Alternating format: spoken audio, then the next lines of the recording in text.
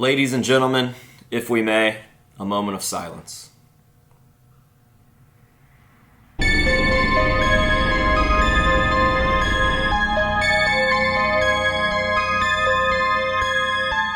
What is going on, ladies and gentlemen? AJ Good here at the House of Masks, where we unbox and review cool stuff, and yes, it is once again time to lay a very dear friend of the channel to rest. Now, nobody died, don't get it twisted, but it really does feel like a little piece of my soul is leaving by doing what I'm about to do, and that is because it is once again time to retire one of my personal masks. I know that sounds fucking goofy, but these masks carry so much with them because I'm able to experience so much with them. Now, a lot of people are probably like, what the fuck are you talking about? And let me explain, or at least try to. This is the Michelle Morgor V2 AJ Good Death Mask, and this thing is my baby. Amongst all the other death masks in my collection, all the other personal masks I've worn, this is hands down my ultimate love. I just fucking love this thing. Not only because of the way that it looks, it is absolutely perfect, but because of the experiences that I've had in this mask. Now, shortly before sitting down to shoot this video, I was trying to come up with like a loose list of different things that I've done and experienced with this mask, but more and more things just kept popping up, so I figured it was pretty much pointless to try to list every single thing that I've done. But just to name a few, I've been in music videos with this mask.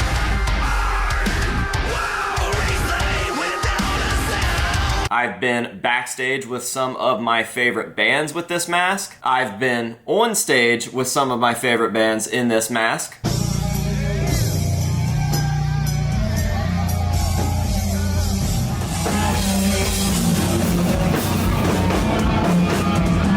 And I've shot videos with some of my heroes in this mask. What up, Sid? DJ Starscream, number 0 from the world famous Slipknot.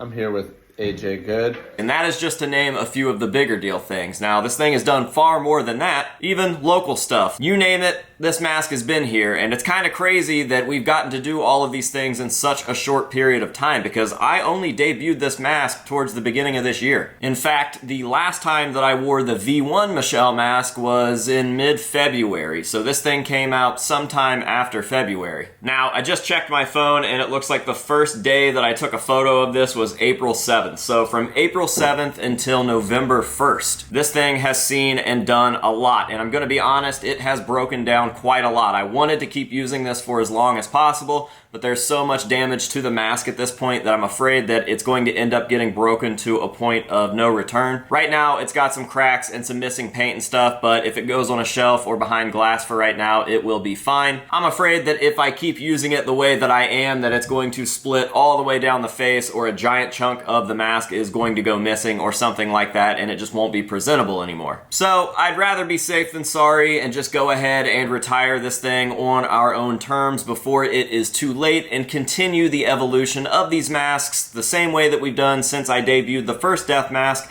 back in 2022. It's definitely a natural progression, and of course when one door closes, another one opens, and I already have a replacement mask for this. Now, it's a mask that you guys have probably seen before if you pay close attention to my socials. If you've seen the last couple of videos where we go out and do events like the Cancer Christ concert. I'm covered in Jesus' blood.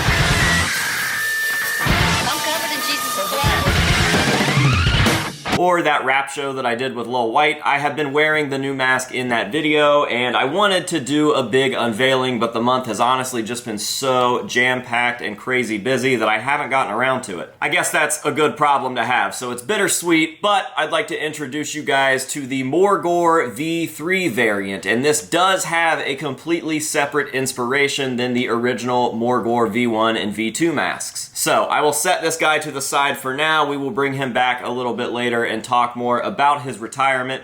But for right now, I'm introducing you guys to the V3. And this thing has already undergone some changes. Of course, whenever Michelle sends a mask over, I do some slight touch-ups just to kind of change the mask a little bit and make it a little more to my liking. Not that her paint jobs aren't good. They are absolutely incredible, but I feel like half the reason that these things turn out the way that they do is because I'm adding different face paints and makeups to them, and those naturally weather over time instead of a static paint job that's all sealed like Michelle does. It's a way for me to put my own touch on these masks that are my death masks that are typically painted by me when they aren't painted by me. Michelle paints these from start to finish, so when they come in, I just do my own little thing to them. But enough about that. Here it is in all of its glory, and as you can see, it's already taken some use. I have put a couple miles on this so far. This was used at the Cancer Christ show when I went up and did guest vocals with Cancer Christ, which was an absolute blast. I fucking love Cancer Christ, and yes, I'm adding a shameless Cancer Christ plug in the middle of this video. You guys should go check them out. They are genius, and I do think that they are the next big thing. Anyways, I did guest vocals with Cancer Christ where I dressed up as a policeman version of myself and did guest vocals on God Hates Cops. We got a special guest tonight. Good, you guys know this.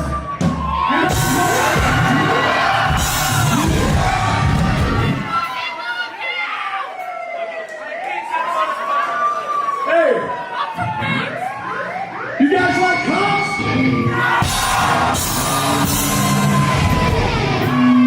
I'm gonna give you another chance because it doesn't matter if you're a current cop, if your dad was a cop, he is, or you're a fucking ex-cop!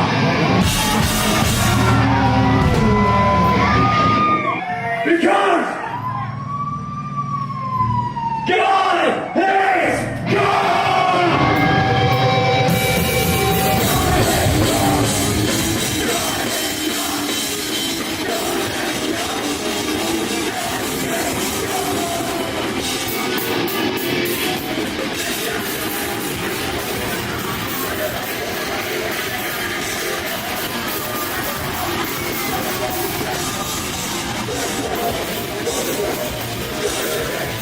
This was also used at the Halloween bash with Lil White that I did a few days ago, and it's also been used for some various local Halloween related things. We did downtown trick-or-treat in this, where we opened up the House of Masks and let people walk through, and then we also did the regular trick-or-treat beggars night type things where we walked around with our friends while their children got candy. Any chance I have to dress up and wear these things, I will take. But yes, I did make some slight changes to it. I added some white face paint to the top to kind of extend the white part on the forehead here. I also shrunk the lips up a little bit and made them a little smaller than what they were when this thing first arrived from Michelle.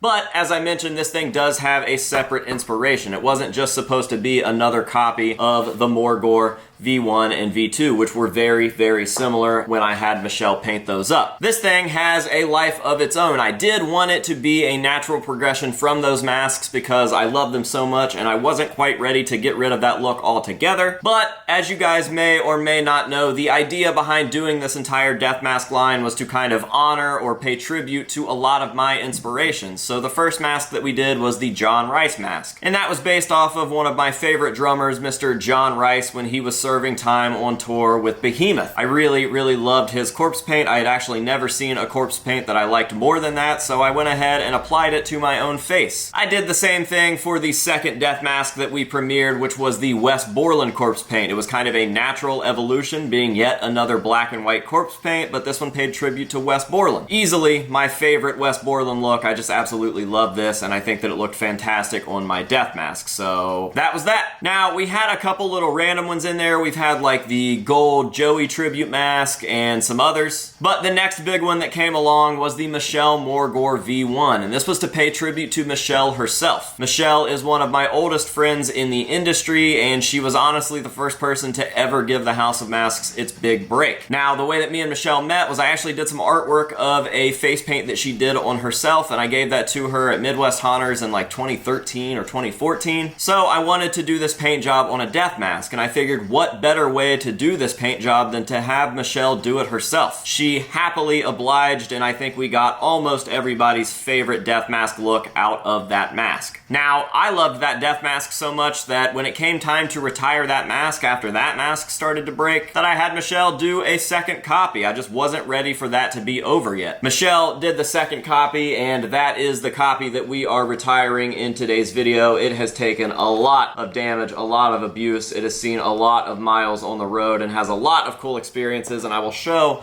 all of the wear and tear on this mask here in just a second, but I want to talk about the inspiration behind the new Michelle Morgore V3 mask, because this does have a separate inspiration. Now, obviously, this mask is a natural evolution of the previous two. I didn't want to abandon that look entirely, but I did want to start taking it in the right direction to get away from the Morgore style paint job and push this onto someone else that I've been feeling a lot lately. And the inspiration behind this mask, aside from the previous two and Michelle Morgore, is none other than Mr. Ryan Martini from Mudvayne. Yes, Ryan has been doing some very strange face paints since Mudvayne started touring again, and one that just absolutely spoke to me was this one. I fell in love with this. I think that it is so cool for as simple as it is. It is very fucking rad and probably the coolest face paint that I've ever seen him do. And yes, that includes the LD50 era. Now, I absolutely love Mudvayne. They are definitely one of my all-time favorite bands, and they were a band that I hadn't quite honored through this new death mask type thing that we are doing. So I figured there was no time like the present, especially since I had worked with Mudvayne earlier this year. Now, for anybody that's curious about all that, myself, Paleface & Co., and Mr. Joshua Everett actually went down to Texas, and we hung out with Greg for a weekend, and we actually created the headpiece that he's been wearing on the last few tours. Now, I don't really have time to talk about that whole experience in this video, but I will say it was amazing, and if you guys are interested in that, I will drop the full We Worked with Mudvayne video down in the comments, so you guys can go check it out. It will be the pinned comment, and I'll even throw it in the description for you. Super, super cool experience. So anyways, I've just been feeling Mudvayne like crazy lately. Ever since their return, I've been super, super stoked. So when I saw this face paint on Mr. Ryan Martini, who is absolutely one of the best bass players on planet Earth, I knew that I had to add him to the death mask regime. So, wanting to combine the Morgore mask along with Ryan Martini and the Mudvayne inspiration, I asked Michelle if she'd be interested in doing a V3 where we combined the two. And again, she happily obliged, and now we have the new face of the House of Masks. This is a face that you guys will be seeing a lot of, I'm sure, because when I wear these masks, I really wear these masks, and I'm definitely looking forward to seeing how exactly this one changes over time. Now, if you compare the old V2 right now to what it looked like when it was brand new, you can tell that there is just something completely different about it, and it's all natural. I didn't try to do anything to this mask. Everything that's on here just happened.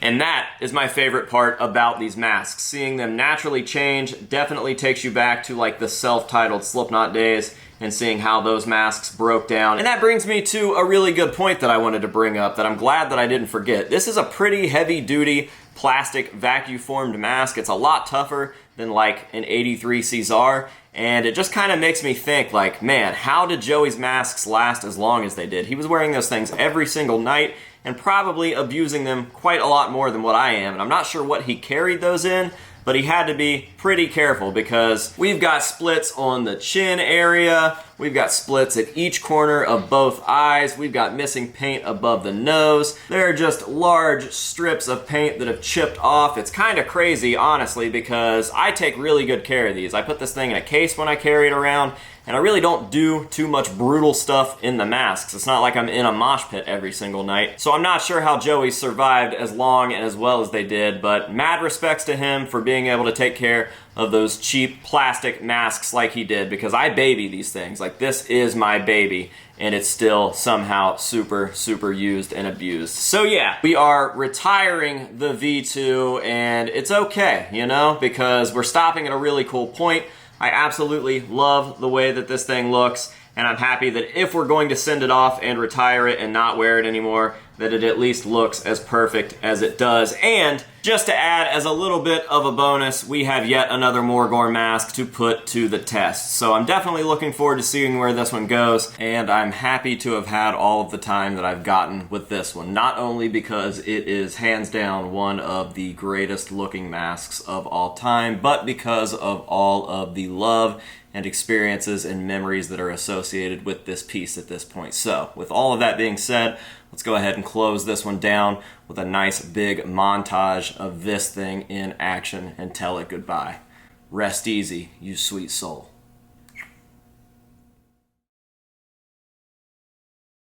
To rest. In today's video, we are officially retiring the Morgor variant of my death mask. Now, with the retirement out of the way, we have yet another package here from Michelle Morgor, and I am excited to see what is inside. I am going to, as always, give you guys the first look at this piece, and what we have here is the V2 of the Morgor death mask. That is right, I just couldn't let this look go yet. I'm still attached to it, I'm still having fun with it, I still love it, so even though I had to retire that mask, I figured, you know what, fuck it, I'm making the rules here. I'll just do a V2 and we'll see how this one ages and breaks down and just naturally changes, and hopefully it's half as cool as what the first copy did.